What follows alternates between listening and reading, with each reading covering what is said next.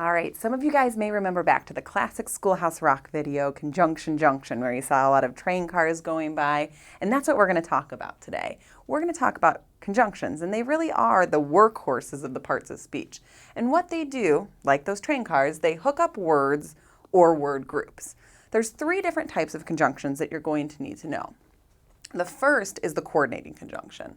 Coordinating conjunctions hook up 2 equal items, so it could be 2 sentences, 2 items in a list, 2 adjectives describing the same noun. Whatever it is, when you look on either side of a coordinating conjunction, the sides should be equal. The nice thing about coordinating conjunctions as well, there's a limited amount, so they're pretty easy to remember. It's for and nor, but or, yet, and so. The next type we're going to talk about are the correlative conjunctions, and they actually function much like coordinating conjunctions. However, they come in pairs. So they're the word groups that you use together. They're still going to hook up 2 equal items, but they're going to do it using 2 words. Things like either or, not only, but also, both, and. So you're going to use it. You could say either this or that. Not only this, but also that. So you'll use them together to hook up 2 equal items. And then the final type, probably the most difficult type to understand, is the subordinating conjunction. And what those do are introduce dependent clauses. Those are those groups of words that can't stand on their own. And what they do is then hook them up to independent clauses so that they can stand together. Some of those popular subordinating conjunctions are although, since, because, when, while, until. I really suggest taking a look at the big list of them because some of knowing subordinating conjunctions is just being aware of what they are. Let's talk about some tips before we take a look at how they actually work in writing.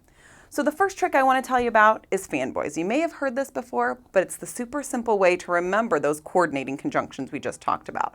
For and nor, but or, yet, and so. So I guarantee if you remember that acronym, it's going to be really difficult to forget those coordinating conjunctions. And then the other trick that I want you to remember is that a subordinating conjunction will always, no exception, will always be the first word of a dependent clause. So when you're starting to identify different clauses, if you've identified something as dependent, take a look at that first word because that's your subordinating conjunction. All right, let's take a look at some writing and see if we can actually look at some conjunctions and identify them in action. So we've got this short paragraph. In the summer, I love to go to the beach and relax. Since I stay a while, I usually bring a book, some sunscreen, and a hat. The beach is ideal because then I can either go in the water or lay in the sand.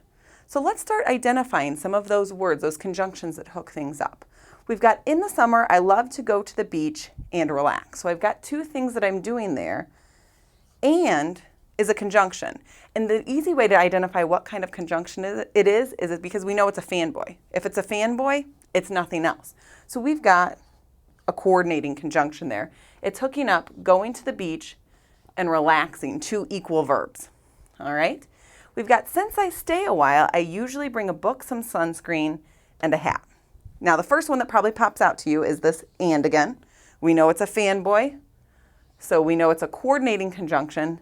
It's hooking up a book, some sunscreen, and a hat. So that's my list of items.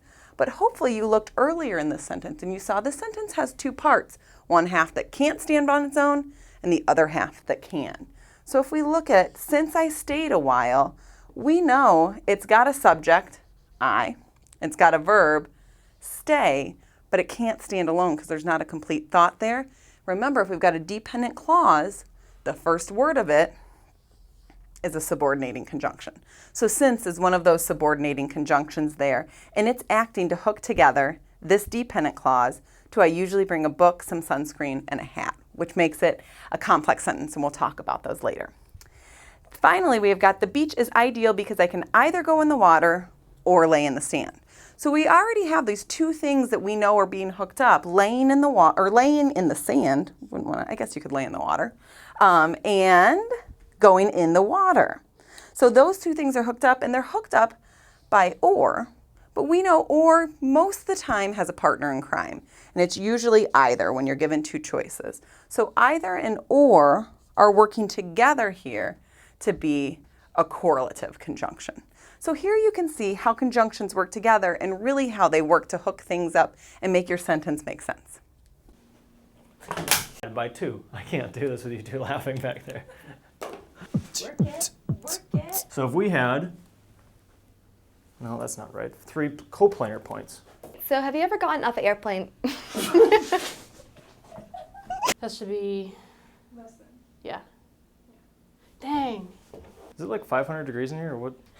All right, so when you're in chemistry class, you're going to be doing a lot of work. You're going to be starting over. So as an example, we could consider like you've got a chain hanging from two fixed.